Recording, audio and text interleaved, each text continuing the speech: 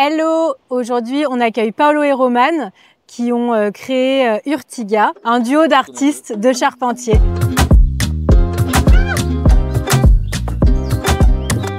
Je vais juste vous présenter le défi.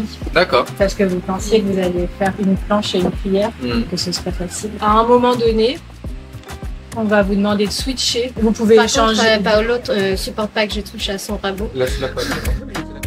Pourquoi Urtiga? Quand on l'a choisi, en fait, on était plus arc et charpente.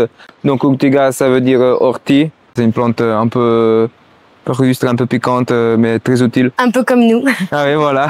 On a quand même un bout de parcours ensemble parce qu'on a fait tous les deux les Beaux-Arts. D'abord Paolo à Bologna, moi en Normandie. Et après, on s'est retrouvés pour le master en France et c'est là qu'on a commencé à bosser ensemble. Au moment du confinement, on était à la campagne, donc il y avait tout. Il y avait tracteurs, il y avait des champs, il y avait de la terre, il y avait du bois à récupérer. Des poutres. On va garder tous les bords un peu naturels. Du coup, autant avoir aussi quelque chose de droit pour équilibrer. Qu'est-ce qui vous a fait chacun démarrer les Beaux-Arts? Est-ce que vous aviez des pratiques artistiques, du coup, j'imagine qu'il n'y avait rien à voir avec le bois au départ? Je pense que toi comme moi, Paolo, on a commencé par le dessin. C'est un peu comme ça que d'ailleurs que tous les gens des Beaux-Arts, j'ai l'impression, vont vers les Beaux-Arts et après les disciplines se multiplient. Mais je pense que c'était ça au début, le dessin. Moi, c'était la BD en particulier qui m'intéressait beaucoup, un peu la peinture aussi. Et qu'est-ce qui a été le tournant du coup entre le dessin, les beaux-arts et tous les arts qu'on peut retrouver dans les beaux-arts et la charpente? J'avais un intérêt pour tout ce que c'était genre créatif mais aussi technique, donc apprendre aussi un savoir-faire au-delà d'exprimer des formes. Petit à petit, je pense que cette envie s'est montrée et je pense que le tout qui a déclenché, c'était vraiment le confinement. C'est vrai que le confinement, le fait qu'en fait on soit tous chez nous, on s'est retrouvés très très libres et laissés à nous-mêmes. Et le matériau aussi nous a beaucoup attirés. Tu t'ennuies jamais quand tu travailles le bois, tu as toujours mille manières de le travailler, toujours des découvertes à faire. Et puis de mon côté, pour répondre à pourquoi la charpente en particulier, c'est justement parce que dans le... Pardon. Enfin, putain. Alors qu'en Italie, en fait, on n'a pas du tout de culture de charpente, donc tout ce qui s'est fait en bois, c'est petit, genre la menuiserie. Faut spécifier que je suis italien. Je suis italien. Okay. D'ailleurs, le mot menuiserie vient de travail minutieux et petit. Ah, ok. J'ai découvert ça dans un musée. Ah, et super. Vivre un peu chez Roman, chez ses parents dans le Nord, où il y a des maisons faites en bois et tout comme ça m'a un peu ouvert un nouveau monde. Et du coup, ça m'a grave stimulé la créativité.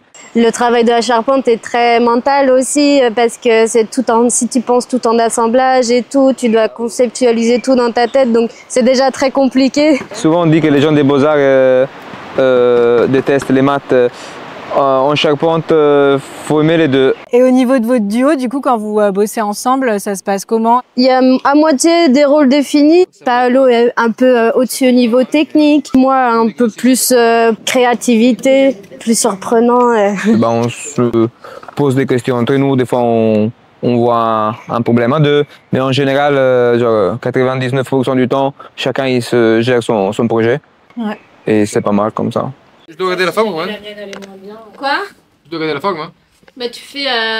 moi, là, j'ai fait la forme brute et toi, fais ce que tu veux, en fait. On vous a fait faire un défi sur lequel, Roman, tu démarres une cuillère, Paolo une planche. La petite difficulté qu'on vous avait mise, c'était d'interchanger au milieu et puis à la fin de revenir quand même chacun sur votre création. Ouais. Si vous pouviez donner un conseil à une personne qui voudrait se lancer en duo. Duo de quoi? Communiquer.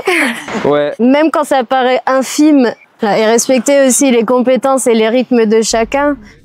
Vous avez fait quand même un petit séjour au Japon pour vous former au travail du bois japonais. La manière de s'y prendre est totalement différente. La conception du travail de la charpente, il y a tellement plus de soins à apporter dans le travail en général. Enfin, la charpente au Japon est presque considérée comme un art. En fait, c'est vraiment plutôt une conception très européenne de diviser comme ça les artisanats et l'art, alors que au Japon, je pense, si tu dis que la charpente ou les jardiniers sont des artistes, il y a aucun souci en fait, tout le monde est d'accord. Travailler en fait avec des outils aussi qu'on une âme, qu'on une histoire, en fait. Qui sont des pièces uniques aussi en soi, quoi. Et que tu réalises tellement de fois que finalement, en fait, il y a un rapport presque amical. Tu le connais bien ton outil.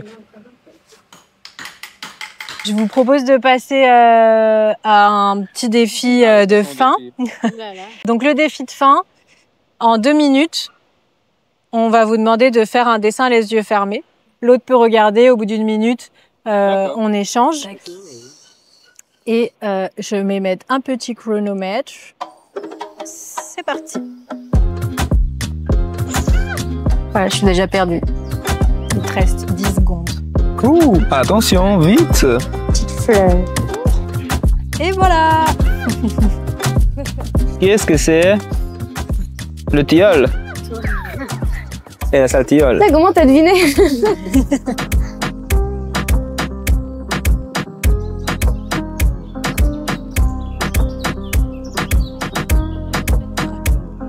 C'est fini. Ah, mon cèdre, il est parti un peu en couille.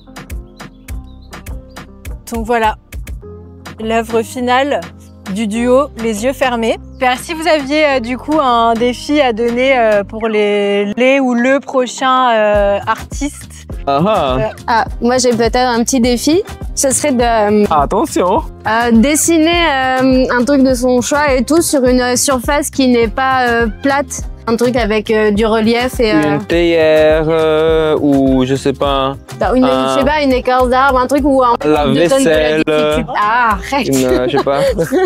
Et franchement, quel timing, parce qu'il est en train de se mettre à pleuvoir. J'ai bien l'impression. Voilà.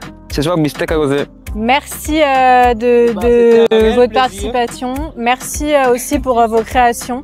Et voilà quoi. À la prochaine pour la prochaine vidéo. Bon, passons à l'apéro. Mais sans exagérer, demain on travaille. Ouais.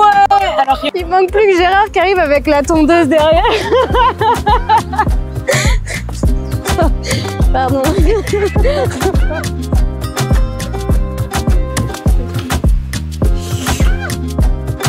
Pas une planche pour manger, tu disais. Non, vous m'évitez. Ok, très bien. Et si je mange dessus, ça fait quoi? Bon, je sais pas, faire les tests. Ok. Un hamster, un truc de ce style-là. Ouais. Ah, plutôt qu'animal. Je connais des gens que j'aime pas. A priori, tu voilà. me conseilles de... Ouais, plutôt. C'est ce que tu me disais tout à l'heure. Plutôt que ton copain, oui, je pense qu'il vaut mieux quelqu'un que... Ça va, ma belle-sœur par exemple. Ouais, voilà. Ma monteuse. C'est elle, putain, Elle. Elle. Il y en a deux, t'as même l'embarras du choix, tu vois.